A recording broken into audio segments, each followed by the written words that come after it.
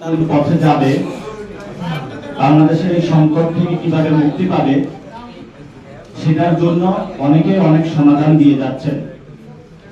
রাজনৈতিক মহল থেকে শুরু থেকে চায়ের দোকান, প্রেসিডেন্ট হাউস, ক্যান্টনমেন্ট, সব জায়গায় দিন রাত মিটিং চলছে যে বাংলাদেশে বর্তমান যে সংকট আছে সেই সংকট থেকে কিভাবে মুক্তি পাওয়া যায়।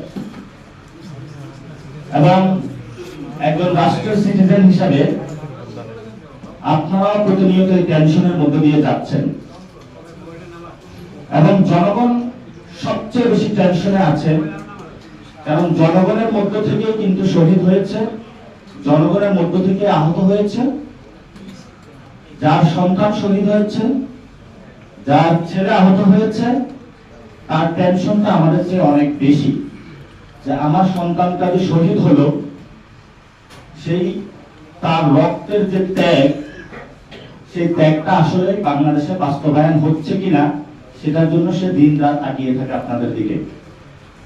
আমাদের বর্তমানে 18 কোটি জনগণের মধ্যে কেউ সাংবাদিক, কেউ উকিল, কেউ ক্যামেরাম্যান, কেউ প্রডিউসার, কেউ শিক্ষক, কেউ ব্যবসায়ী, কেউ পুলিশ, কেউ সেনাবাহিনী, অনেকের বিভিন্ন পরিচয় থাকতে পারে, কিন্তু সংবিধানে আমাদের যে পরিচয় সেটা হলো আমরা বাংলাদেশের নাগরিক, এবং বাংলাদেশের নাগরিক হিসাবে আমরা একটি সুন্দর স্থিতিশীল রাষ্ট্র আমাদের সন্তানদের নিরাপদ রাখার জন্য প্রতিনিয়ত এই ধরনের পেশার মাধ্যমে আমরা কষ্ট করে যাচ্ছি।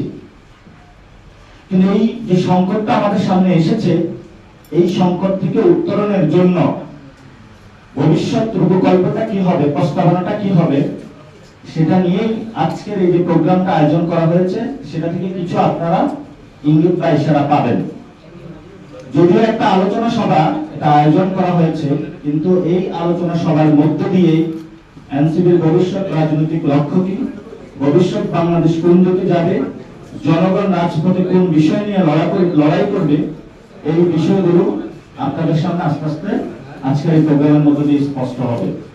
এজন্য যারা এখানে মধু সাংবাদিক এসেছেন, মেইন স্ট্রিম সাংবাদিক এসেছেন, ট্রেডিশনাল মিডিয়া, প্রিন্ট মিডিয়া, আপনারা একটু ধৈর্য ধরে পয়েন্টগুলো আজকে নেবেন, এর মাধ্যমেই আপনারা ভবিষ্যৎ জিনিসগুলো খুঁজে পাবেন। ধন্যবাদ আপনাদেরকে জানিয়ে আমি আমার কথা শুরু করছি। বর্তমান বাংলাদেশের যদি সংকট নিরসন করতে হয়, তাহলে এটা একমাত্র সমাধান গণপরিষদ নির্বাচন। কেন গণপরিষদ নির্বাচন এই সময়ে সংকটের সমাধান?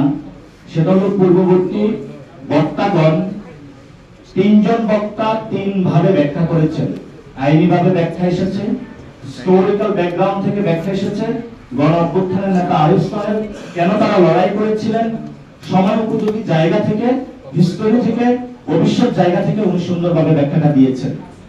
আমাদের ফরিদ ভাই হিস্টোরিক্যাল ব্যাকগ্রাউন্ড থেকে কোথায় কোথায় আমরা ভুল করেছি, কেন আজকে আমরা গর্তের মধ্যে পড়েছি, সেই বিষয়টা উনি খুব সুন্দরভাবে স্পেসিফিক একটা তুলে ধরেছেন আপনাদের সামনে।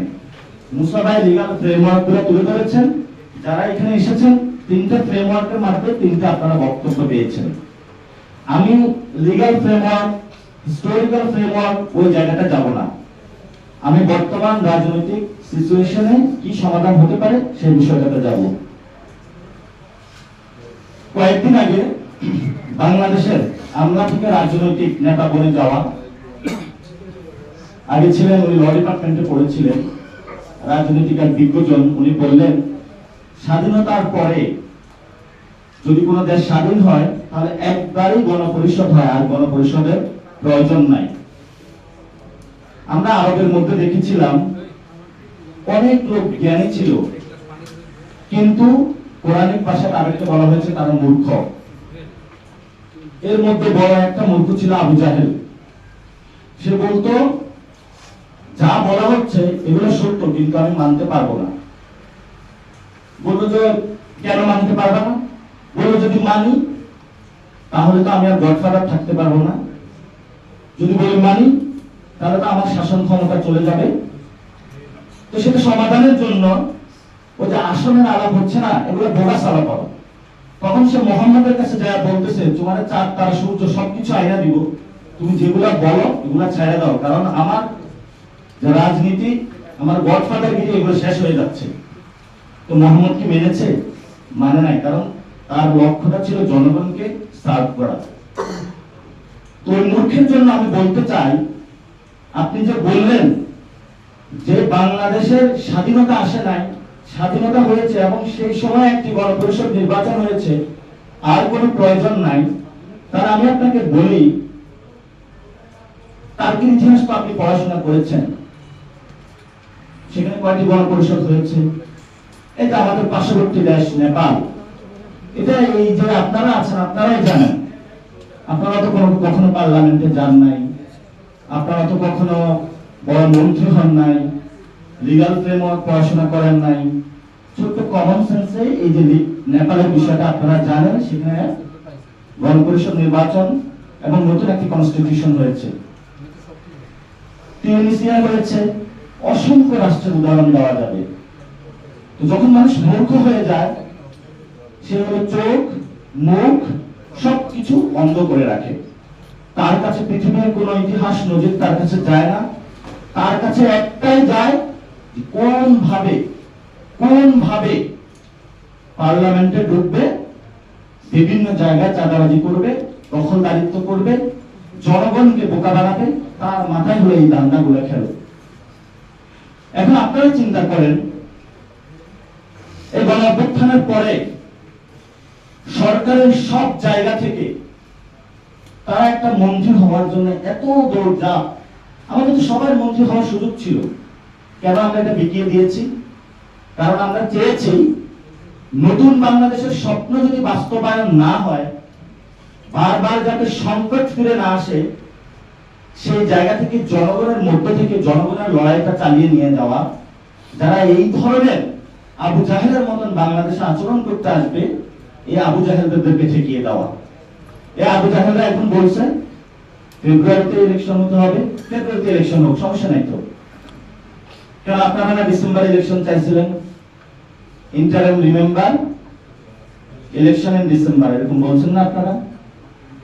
মাঠটা দখল করে পুরো বাংলাদেশে যখন মানুষ, শ্রমিকরা খেতে পাচ্ছে না, আমার ভাইরা চাকরি পাচ্ছে না, রোড টোড ব্লক দিয়ে কেমন পুরো বাংলাদেশ অস্থিতিশীল একটা রাষ্ট্র বানানো হয়েছে। তো আপনারা তো আবার সেই ফেব্রুয়ারিতে গেলেন, কেন গেলেন আপনারা? জনগণকে যা বলেন এত উল্টো চরিত্র কেন আপনাদের? আমরা যখন নাগরিক কমিটি গঠন করি, আমাদের সে 8টি কাজ নিয়ে আমরা মাঠে নামি। সে কাজের মধ্যে একটি কাজ ছিল গণপরিষদের আলোচনা। এই আলোচনা জনগণের মধ্য দিয়ে আমরা একটি নতুন সংবিধান বানাবো। এখন এই মূর্খের উদ্দেশ্যে আমি বলতে চাই, জিয়াউর রহমান 1978 সালে সামরিক ফরমান জারি করেছিলেন। 17 এপ্রিল সেখানে একটি সামরিক ফরমান জারি হয়েছিল। সেই ফরমানে যে লেখাগুলো ছিল, এর মধ্যে অন্যতম একটি জায়গা ছিল যে বাংলাদেশে একটি গণপরিষদ গঠন করা যায় কিনা। এটা গেজেটেড ফরমান। যখন আমাদের সামনে এই উদাহরণগুলো থাকে, আমি আপনাদেরকে একটু পড়ে শোনাচ্ছি।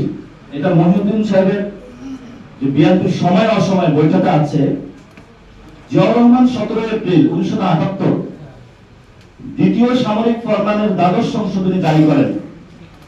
এই আদেশের উল্লেখযোগ্য বিষয়ের মধ্যে ছিল রাজনৈতিক দলবিধি বাতিল করা এবং প্রকাশ্য রাজনীতির অনুমতি দেওয়ার ঘোষণা। আপনারা যারা সাংবাদিক বৃন্দ আছেন, এগুলো একটু ঘেটে আপনারা পাবেন ইতিহাসের মধ্যে। সংশোধনীতে আরো বলা হয়, সংবিধানের 4র্থ সংশোধনী বাতিল করা হবে। প্রত্যক্ষ ভোটে নির্বাচিত জাতীয় পরিষদ প্রথমে গণপরিষদ, পরে পার্লামেন্ট হিসেবে কাজ করবে। জিয়াউর রহমান ফরমান জারি করেছিলেন। এই যে মূর্খ আবু জাহেল কথাটা বললো, ইতিহাস পড়াশোনা না করে, জিয়াউর রহমানের জীবন না জেনে জিয়াউর রহমানের পিছনে রাজনীতি করতেছেন, এই মূর্খতার উদ্দেশ্যে আমরা বলতে চাই যে এখন সময় আছে। যদি বুঝেন, বোধোদয় না হয়, বোধোদয় জাগ্রত করার জন্য আমরা আছি। আর যদি না বুঝেন, আসেন, বোঝানোর চেষ্টা করব। দ্বিতীয় একটা বিষয়, এখন একটি শব্দ আসছে 1-11। 1-11 কেন আসছে? কারণ বাংলাদেশের যে সিচুয়েশন, এই সিচুয়েশনের মধ্যে দিয়ে সরকারি দল বিরোধী দল একসাথে বসার কোনো পরিস্থিতি নাই। রাজনৈতিক দল বহুদলীয় যে গণতন্ত্র বলা হচ্ছে, বাংলাদেশে কখনো বহুদলীয় গণতন্ত্র হয় নাই। যদি বহুদলীয় গণতন্ত্র হতো তাহলে বাংলাদেশে 1-11 মতন পরিস্থিতি সৃষ্টি হতো না। একটি রাজনৈতিক দল যখন ক্ষমতায় যায়, সেই দল ক্ষমতার মধ্য থেকে এই সংবিধানের অধীনে জনগণের উপরে যত ধরনের অত্যাচার করার প্রয়োজন সে অত্যাচার করে। যখন জনগণ সংগ্রাম করে, তারা পালিয়ে যায়, বিরোধী দলের কোনো স্পেস থাকে না। এবং বাংলাদেশে যেই সরকার এসেছে, এই সংবিধান চালিয়েছে, অনুযায়ী দেশ চালিয়েছে, তারা বাংলাদেশ থেকে পালাতে বাধ্য হয়েছে। কেউ দিল্লিতে পালিয়েছে, কেউ লন্ডনে পালিয়েছে, আবার কেউ ইউএসএ পালিয়েছে। এগুলো ইতিহাস আপনারা জানেন, ইতিহাস তো নতুন কোনো কিছু না। তাহলে আমরা চাই বাংলাদেশের 18 কোটি জনগণের মধ্যে রাজনৈতিক দলের নেতৃবৃন্দ, কর্মীবৃন্দ, জনগণ বাংলাদেশের মধ্যেই থাকুক। সেই জিয়াউর রহমানের যে গানটি পছন্দ করতেন, প্রথম বাংলাদেশ আমার, শেষ বাংলাদেশ আমার, ওই প্রথম বাংলাদেশ হয়েছে, শেষ বাংলাদেশ তো হলো না। যদি আপনাকে শেষ বাংলাদেশ করতে হয়, তাহলে আপনাকে অবশ্যই দেশে আসতে হবে, অনলাইন থেকে বেরোতে হবে, জনগণের সম্মুখে আসতে হবে। দেশ এখন স্বাধীন, জনগণের মধ্যে এসে আওয়াজ তুলতে হবে, আমি একটি গণপরিষদ নির্বাচন করতে চাই, শেখ মুজিবের সংবিধান মানি না, নতুন একটি সংবিধান বানাতে চাই। তাহলে জনগণ আবার আপনাকে বরণ করে নেবে। যদি ইতিহাস থেকে শিক্ষা না নেন, তাহলে সেই সুদূর প্রবাসে আপনাকে পড়ে থাকতে হবে। ব্যক্তিগত আপনার প্রতি কোনো ক্ষোভ নাই, ইতিহাসের নিয়তি। এই গণঅভ্যুত্থানে যারা শহীদ হয়েছিল, এই গণঅভ্যুত্থানে যারা আহত হয়েছিল, তাদের জীবনের নিরাপত্তার জন্য আমাদের একটি নতুন সংবিধান প্রয়োজন। এখন ঘোষণাপত্র হয়েছে, ঘোষণাপত্র লন্ডনে গিয়েছেন। এই যে আমাদের নোবেল লরিয়েট ইউনূস স্যার, বাংলাদেশের মানুষ ওনার চোখে পড়ে না, আমরা লন্ডন যেতে হয়। লন্ডনে গিয়ে সিজদা দিয়েছেন, সিজদার মাধ্যমে উনি ওহির মাধ্যমে আদেশ পেয়েছেন এবং সেটার একটা প্রেস রিলিজের মধ্যে জানিয়েছেন বাংলাদেশে ফেব্রুয়ারিতে ইলেকশন হতে হবে। কোন ইলেকশন? এই সংবিধানের অধীনে। আপনার সিজদাটা ঠিক হয় নাই, আপনার সিজদা দিতে হবে বাংলাদেশের জনগণের প্রতি, কারণ জনগণ আপনাকে বসিয়েছে, সেই সিজদার মাধ্যমে আপনি সঠিক দিক নির্দেশনা পাবেন। এজন্য ইউনূস সরকারের কাছে আমি আবেদন করছি, দেশের স্থিতিশীলতা রক্ষার নামে ওই সময় সরকার গঠন হয়েছিল। দেশ যদি এখন স্থিতিশীল হয়, আপনি যদি মনে করেন নির্বাচন দিবেন, কিন্তু আমরাও মনে করি যে দেশ যদি স্থিতিশীল হয়, তাহলে আমাদের একটি সংবিধান আপনি দিয়ে দেন। যদি আপনি দিয়ে দিতে না পারেন, তাহলে আপনারা বৈধতা থাকবে না, কারণ আপনি যেই সংবিধানের 106 এর মাধ্যমে আছেন, আপনার বৈধতা খুঁজে পেতে আপনার অনেক কষ্ট হবে।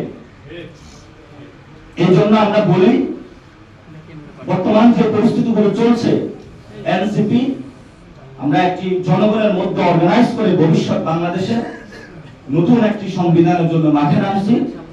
এবং বাংলাদেশের গণপরিষদ যদি কোনো নির্বাচন হয়, সেটা গণপরিষদ আগে নির্বাচন হতে হবে। দ্বিতীয়ত একটি বিষয়, আপনি জুলাই সনদ নিয়ে আমাদের মধ্যে কথা হয়েছে, দীর্ঘ আলোচনা হয়েছে ঐক্যমত কমিশনে। এখন তাদের বেহাল দশা, এটা কিভাবে বাস্তবায়ন করবে?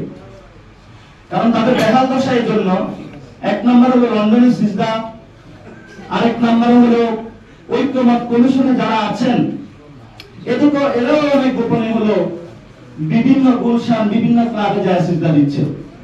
ফলত তার জনগণের যে সিজদা দিতে হবে এটা বুঝতে পারছে না তারা। এই জন্য তাদেরকে প্রায়োগিকভাবে কিভাবে জুলাই সনদ বাস্তবায়ন হবে তারা দিশা খুঁজে পাচ্ছে না। তারা 1 মাস সময় বাড়িয়েছে। এজন্য বলি 1 মাস সময় বাড়ানোর প্রয়োজন নাই। আপনারা আসেন, আমাদের কাছে সমাধান আছে। বাংলাদেশে গণপরিষদ নির্বাচন হবে, নির্বাচনের মধ্যে দিয়ে জুলাই সনদে যে এসেছে সংস্কার বিষয় এসেছে, এগুলোর সমাধান হবে এবং বাংলাদেশে কাম পার্লামেন্টও হতে পারে, অথবা এই গণপরিষদও পার্লামেন্ট হিসেবে অ্যাক্ট করতে পারে, অথবা গণপরিষদ নির্বাচন হলো, এর মধ্য দিয়ে আমরা একটি নতুন সংবিধানের পথযাত্রায় যাচ্ছি। সাথে পার্লামেন্টও থাকলো, গণপরিষদ নির্বাচনের মধ্যে আইন তৈরি হলে সেটা পার্লামেন্টে অ্যাক্ট হিসেবে কাজ করবে। এতটুকু সহজ বিষয় একজন আমলা আপনি বুঝেন না, এত বড় রাজনীতিবিদ হয়েছেন আপনি বুঝেন না, আপনার জন্য ধিক্কার। বাংলাদেশের জনগণের মধ্য থেকে আমরা লড়াই করে যাব, এই ক্ষেত্রে এক চুল পরিমাণও আমরা ছাড় দিব না। জুলাই ঘোষণাপত্র হয়েছে, কতগুলো রাজনৈতিক দলের নেতাকে সামনে উঠানো হয়েছে ইউনূস স্যারের পাশে। আপনাকে রাজনৈতিক দলের নেতারা ক্ষমতায় বসায় নাই, আপনার বৈধতা হলো জনগণ। আপনার উচিত ছিল জুলাই ঘোষণাপত্র কোন রাজনৈতিক নেতৃবৃন্দকে শহীদদের সাথে রেখে আপনাকে জনগণ শহীদ ফ্যামিলি নিয়ে একসাথে দাঁড়িয়ে এই জুলাই ঘোষণাপত্র দেওয়া আপনার উচিত ছিল।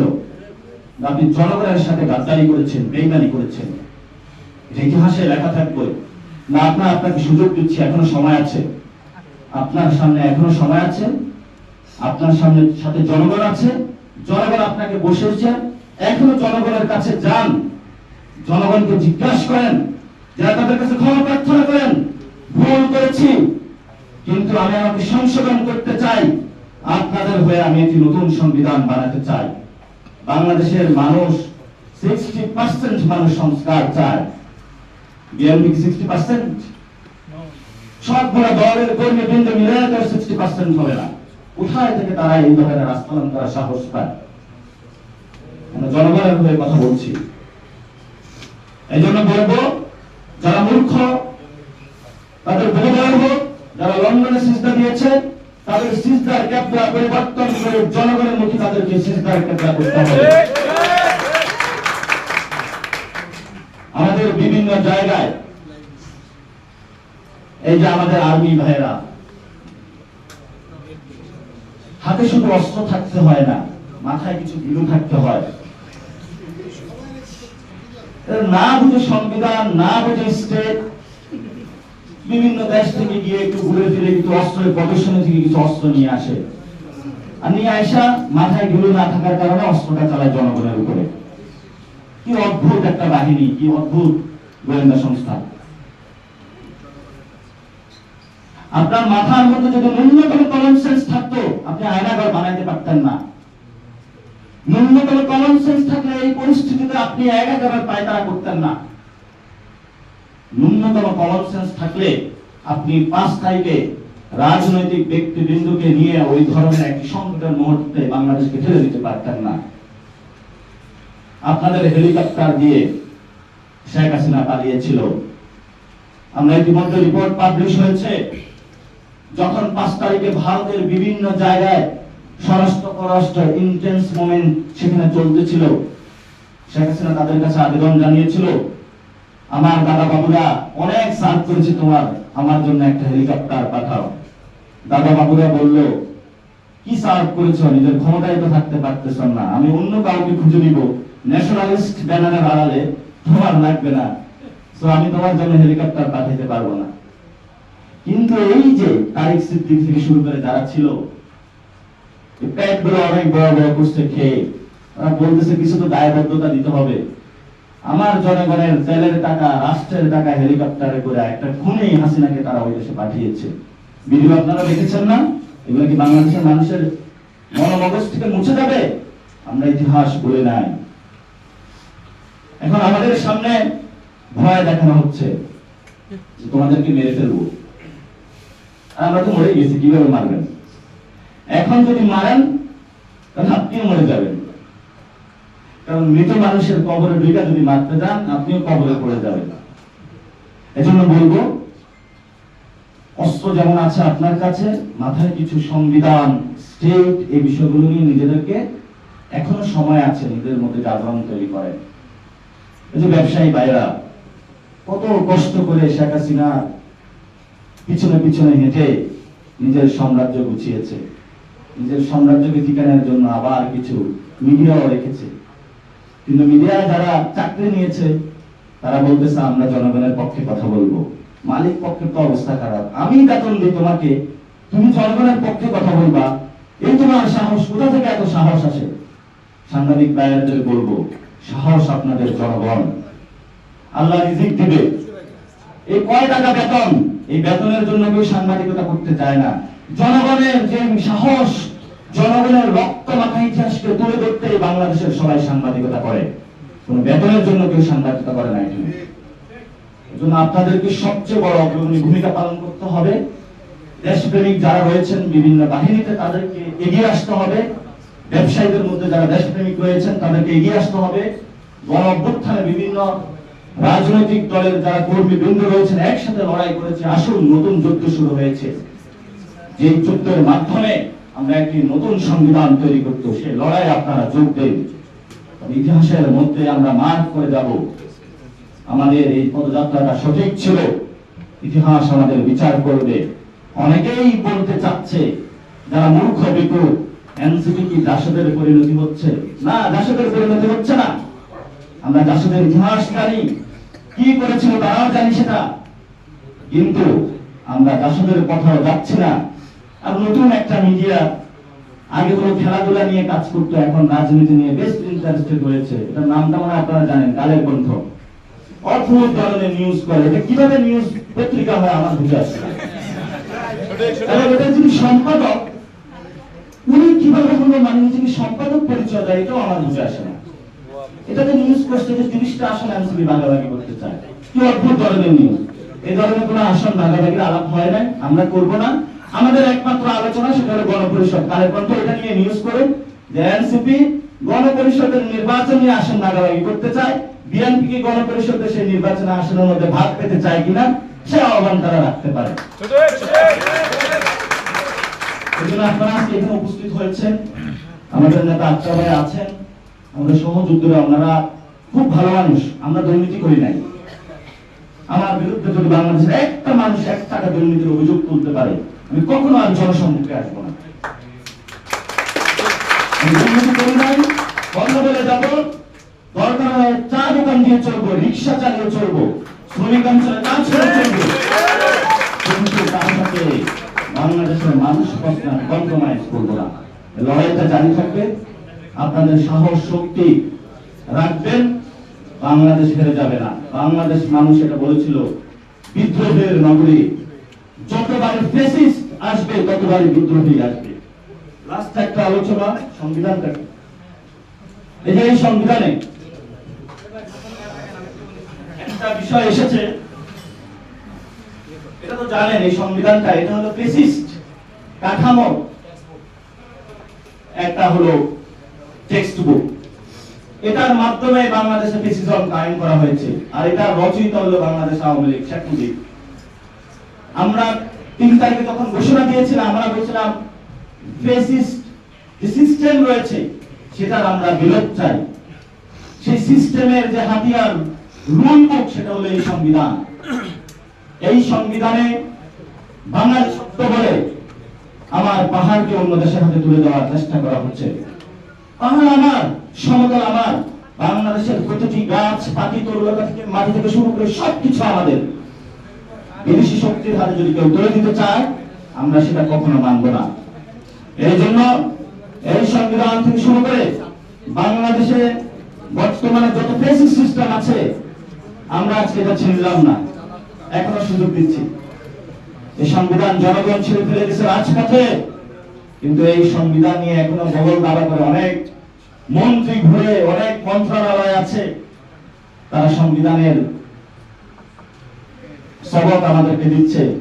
আমরা বলি যে তোমার সংবিধান একদিন পুড়ে যাবে, এই সংবিধান একদিন জলে ভেসে যাবে, কিন্তু বাংলাদেশ টিকে থাকবে, ইতিহাসে তুমি গাদ্দার হিসেবে থেকে যাবে। ধন্যবাদ সকলকে।